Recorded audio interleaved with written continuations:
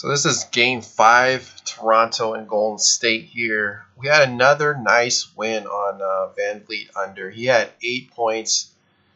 We had him against on Game 4 or Game 3 and Game 4, both going under.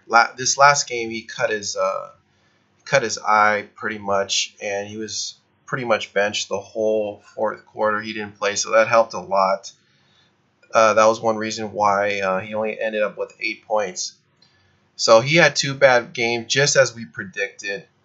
And I'd probably stay away from him now going forward. He's due to have a good game again, so I'd probably not even look at it or take him on the under again. So 2 bad games here. He does, in fact, win and go under the prop play.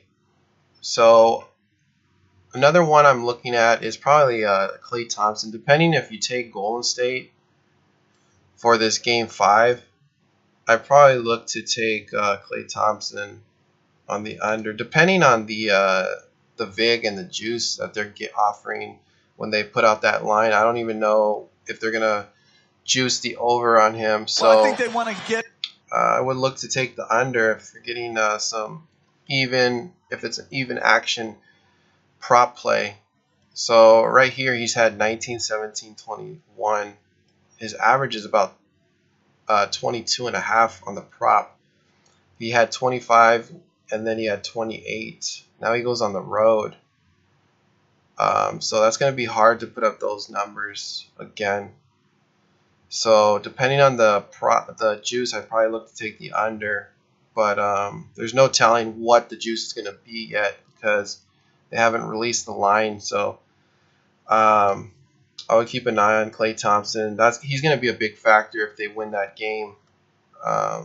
Whether they win or lose, it's going to determine with his point total. Another play that I'm looking at, and I'll probably stay away,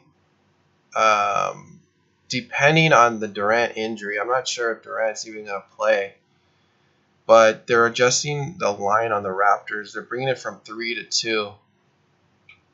58% ticket count is taking the Warriors here, which is not really a good sign. I never like it when the public is taking the dog. But if you do take the Warriors, I'd probably look to take them in the first half. I think that would be a safer play because Warriors could be up somehow at halftime, and then Toronto could make this run to close the game out. But if you do look to take the Warriors, I'd probably go with the first half as opposed to the full game. So this line is being readjusted. Kevin Durant is pretty much questionable. He's cleared to play, but there is no telling if he's going to start or if he's going to come off the bench. So we'll have to wait and see about that. But this line is dropping here. And this will be the 4th straight time. If Golden State ends up covering this game for the full game, this will be the 4th straight time where the public is right and correct on taking the underdog. So we'll have to see about that. But like I said, we won Van Vliet on the under twice. So those were some really good plays there. And we'll be looking to see how Klay Thompson does in this Game 5 on the road. That's going to be a big part, whether or not the Warriors can extend the series coming back home. So we'll see what happens there. But if you do take Golden State, I'd probably look to take the first half instead. And I think after the end of the first quarter, it's going to determine who's going to win the game. If it's a high-scoring game, most likely Golden State after the first quarter. If Golden State puts up like under 20 points or under even 25 points, Toronto's probably going to win the game because Golden State should put up some points in that first quarter if they're for reals.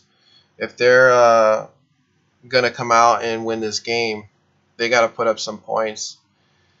But if Toronto's controlling this first quarter, they're most likely going to win. So that'll be real telling in the first quarter. And you'll probably be able to get a good in-game play by then after the first quarter. So I'll be back with another video. So comment, rate, and subscribe.